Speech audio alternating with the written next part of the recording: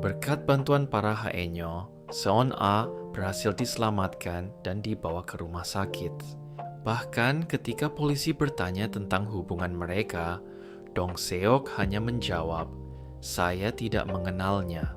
Meskipun mengatakan tidak mengenalnya, Dong Seok tetap tinggal di rumah sakit, menunggunya dalam diam.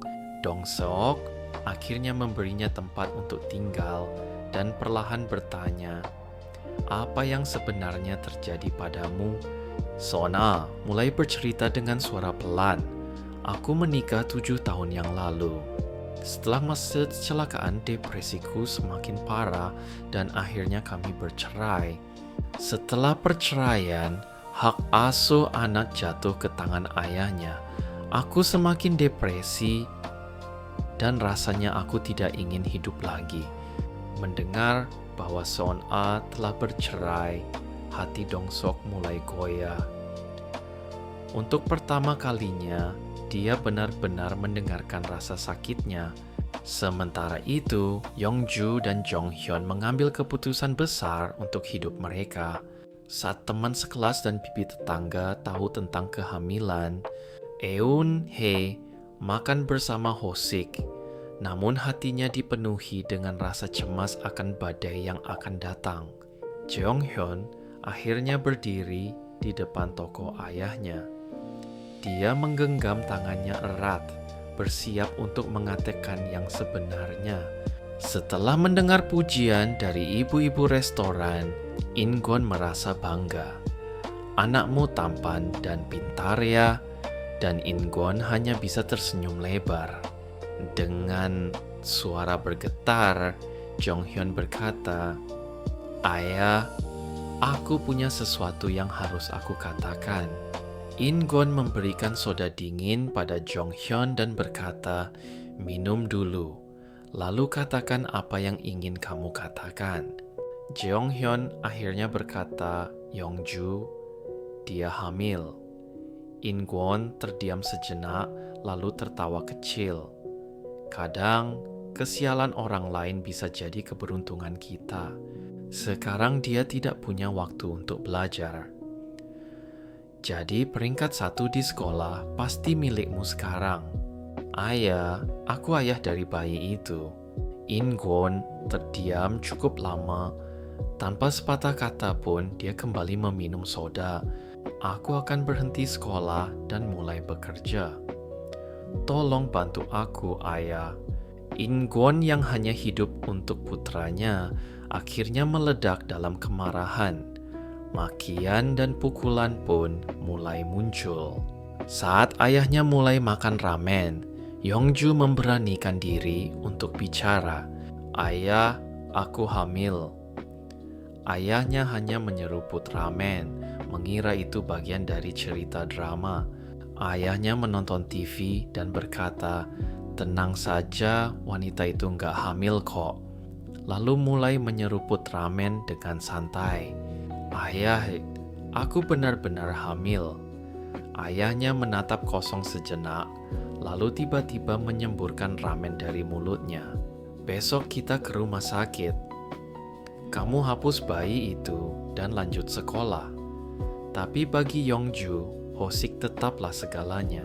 Dia tidak bisa memukul putrinya, jadi dia menghantam dadanya sendiri berulang kali. Dulu, Ingon dan Hosik adalah teman dekat. Mereka tertawa bersama, saling percaya, dan saling melindungi. Waktu mengubah segalanya. Ingon terjun ke dunia preman, sementara Hosik tenggelam dalam perjudian. Suatu hari, Hosik pulang ke rumah dan mendapati istrinya pergi. Yongju kecil hanya berkata, "Ayah, aku lapar." Tapi tak ada makanan, hanya rice cooker kosong. Hosik memeluk Yongju yang kelaparan dan langsung pergi ke rumah Ingon, meminta bantuan. Ingon menatap Yongju sejenak, lalu menyerahkan uang itu dan berbisik pada Hosik, "Sekarang kamu pakai anak buat ngemis ya." Dia pergi sambil melontarkan makian. Hosik meminjam uang hanya untuk memberi makan anaknya. Tapi setelah hinaan itu, dia melempar uang ke lantai dan pergi tanpa berkata apa-apa. Sejak waktu itu nih hubungan mereka berubah selamanya. Bukan lagi teman, tapi musuh. Setelah kembali ke rumah, teriakan dan pukulan dari Ingon tak berhenti. Warga sekitar pun akhirnya turun tangan untuk menghentikannya. Hosik berlutut di hadapan Yongju. Lakukan aborsi, ayah mohon. Dan malam pun terus berlalu dalam diam.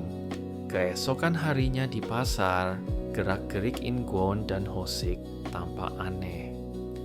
Para pedagang mulai saling menatap dengan cemas. Akhirnya mereka bertemu di tempat yang sempit dan sunyi, toilet pasar. Tak ada kata, hanya tatapan yang tajam. Ingon mengeluarkan sejumlah uang dari sakunya. Tanpa melihat wajah Hosik, ia berkata, "Hapus saja anak itu." Lalu berjalan keluar tanpa menoleh. Hosik menatih uang di tangannya. Dan tiba-tiba teringat saat dulu dia juga memberikan uang pada Yongju kecil. Dengan tangan yang gemetar dan hati yang hancur. Dengan uang di tangan, Hosik berjalan cepat ke toko Ingon.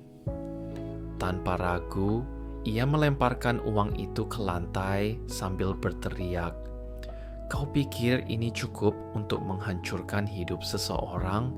Ingon berdiri diam, lalu mengambil pisau di meja. Plak! Pisau itu menancap di talenan. Dengan mata penuh amarah, ia berjalan keluar, mendekati Hosik tanpa sepatah kata pun. Dan akhirnya, dua ayah yang terluka mulai saling memukul. Pertarungan itu bukan soal menang atau kalah, tapi tentang semua luka yang tak pernah disembuhkan.